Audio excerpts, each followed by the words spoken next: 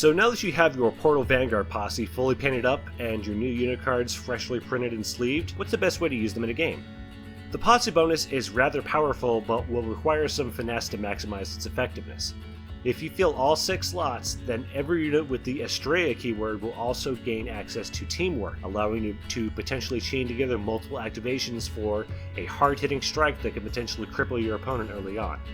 This combined with the new All-Shard Portal rules, allowing units with either the Corocaroli, Estrella, or Spirit keywords the ability to come out of reserves from the portals themselves rather than the edge of the board, gives you Alpha Strike capabilities on par with the Warrior Nation. Out of the box, the Portal Vanguard posse clocks in at 695 points, with a few additional slots to bulk out your force.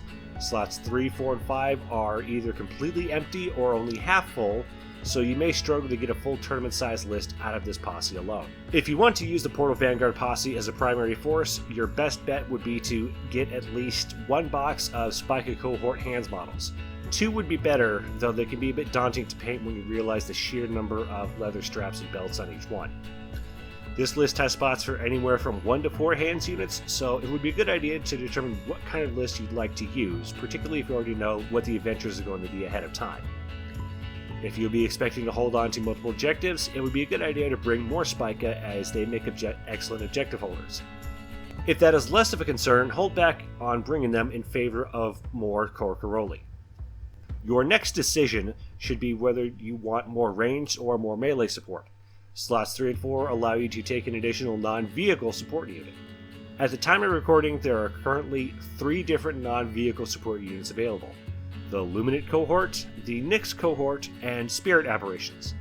The Nyx Cohort is going to be a fire-based unit, putting out anywhere from 4 to 12 piercing -3 shots per activation. A combination of refined and brutal on a crit means these guys have the potential to delete an entire unit off the board once per activation as soon as they get in range. This is the most expensive option, however, as the Nyx Cohort come in at a hefty 75 points per model with a minimum of 2 per unit. The Luminate Cohort offers a bit of flexibility as they come armed with both heavy pistols with an ROA of 3 and some nasty close combat weapons as well. Their pistol range is shorter than the Shrike rifles carried by their Nyx brethren, but they also have the potential to eliminate a pesky face unit when needed.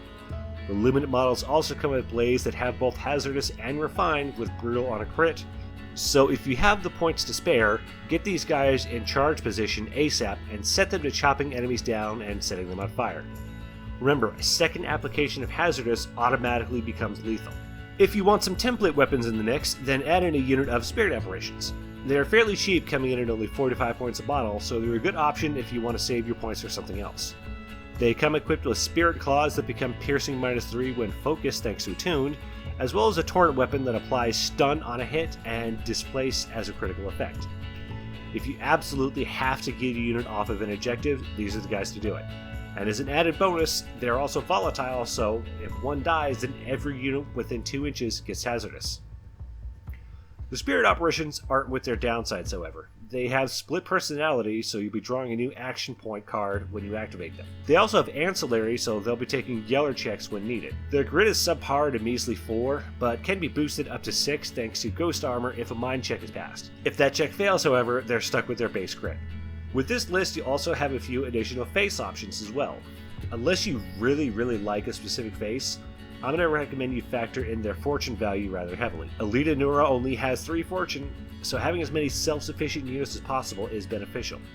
With that in mind, I'm going to recommend Siraj and a Corocaroli cohort of your choice for slot 4. His Luminate Glaive comes with brutal and fatal on a crit, as well as a piercing value of -3, so he'll quickly be able to chop your opponents into tiny bits. Slot 5 will largely boil down to personal preference. If you're expecting to hold a small number of objectives, if you're playing Supply Run or Higher Ground for example, then bringing a unit or 2 of Spica would be ideal. They are great objective holders and are versatile enough to deal with almost anything. If holding objectives is less of a concern for you, feel free to take any of the previously discussed support options here. Just keep in mind that slot 5 is not an and or slot, so you'll be choosing between 1 to 2 hands or 1 to 2 support units. Slot 6 is much of the same, except you'll be choosing between 1 to 2 hands or 1 or 2 faces. This slot is best taken by 2 of the faces from the Portal Vanguard box, as they all have the Estrella keyword, making teamwork easier to utilize. Now that we have a good idea of what kind of list we have, how do we use it on the table? As I mentioned earlier, the Portal Vanguard posse is an Alpha Strike list depending on getting portals set down as early as possible to allow the rest of the posse a chance to come out of reserves as far forward as they can. The best way to accomplish this is to deploy Elite Nura, John Assalto, and the minimum amount of units necessary at the start of the game, keeping as many in reserves as possible. On the first turn, activate John Assalto, move her up the board, and create a pair of portals as far forward as you feel comfortable with. Use Elite Nura's Fortune if needed for rerolls. Once Janna has created her portals, use Teamwork to activate Nura, who will do the same thing. You now have 4 additional entry points for the rest of your force to come in from, which your opponent will have to deal with, as well as the rest of your force currently on the board. While your opponent might get lucky and remove the 2 forwardmost portals, there are still 2 more to deal with by the time their activations end. And there's nothing stopping you from generating more portals throughout the game to let you outflank and envelop your opponent at key points. For an additional bit of reference, here's the list I came up with for this video. Feel free to try it out and tweak it if necessary.